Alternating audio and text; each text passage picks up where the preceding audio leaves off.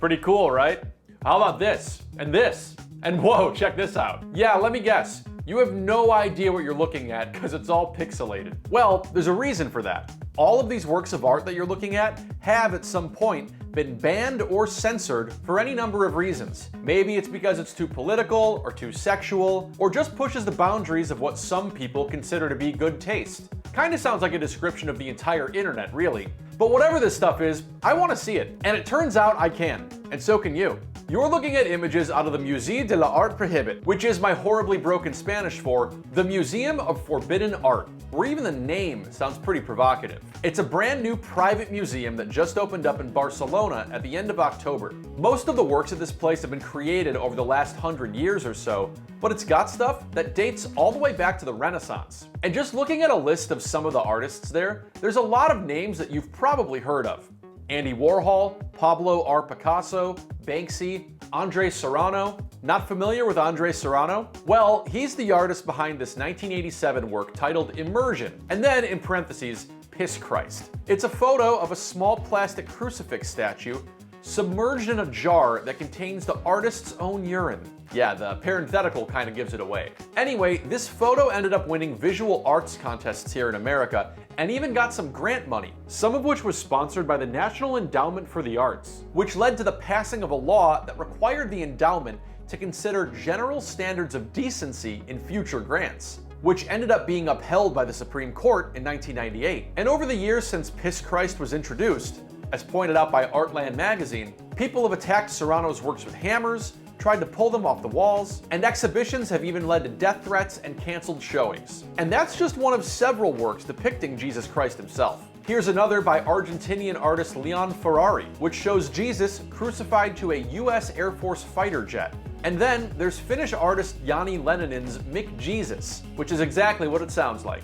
The museum says its collection has over 200 artworks that have either been censored, prohibited, or denounced due to political, social, or religious reasons. And yeah, as you can tell, religion is pretty well covered.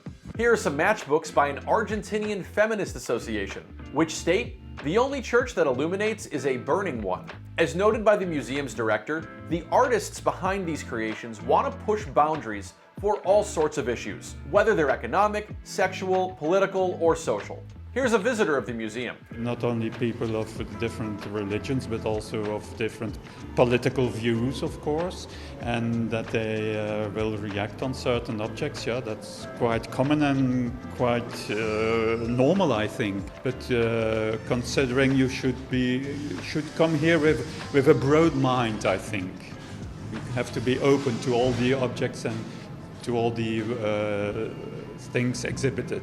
Let's take these works by Picasso. We're pixelating these here not because we want to, but because there's a good chance YouTube will keep us from ever being able to monetize this. Kind of like we're in Russia back in 1968. That's when these were on display there, and the country's Orthodox Church worked to get them removed from the public because of, quote, degenerate content. Which I have to say, if they think this is degenerate content, let's hope they never stumble upon the only season of The Idol. Then there's these portraits made out of Lego pieces by Chinese artist Ai Weiwei. They depict famous Italians who had been exiled or locked up for their beliefs. And the artist claims the Lego factory wouldn't sell him bricks that were going to be used to make political statements. And if all that stuff isn't boundary pushing enough, there's a feminist artist's boxing bag in the shape of a naked female torso, an Algerian artist's display of stiletto shoes across Muslim prayer carpets, and this depiction of a former US president. This visitor likes the museum so much, they've come back twice. I hope that more people can become open-minded by experiencing a museum like this.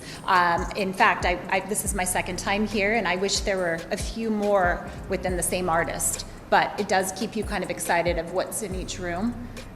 I hope that people become more open-minded though. Here's an art critic next to a piece by two Korean artists about what's known as a comfort woman, an Asian woman who was forced into sexual slavery by Japanese officials during World War II. I think it's imperative to have a place like this in Europe and around the world, especially in these moments of censorship that we're seeing, not only in the arts, but in other kind of political contexts. I think it's very important. I think the collection could even be more shocking. I think there could be even more content that could go even more extreme. But for right now, it's a very, very solid selection of works that are very much reactionary. The museum is ongoing in Barcelona, where I hope one day they'll display this. Yeah, it's not really offensive, I just did a bad job.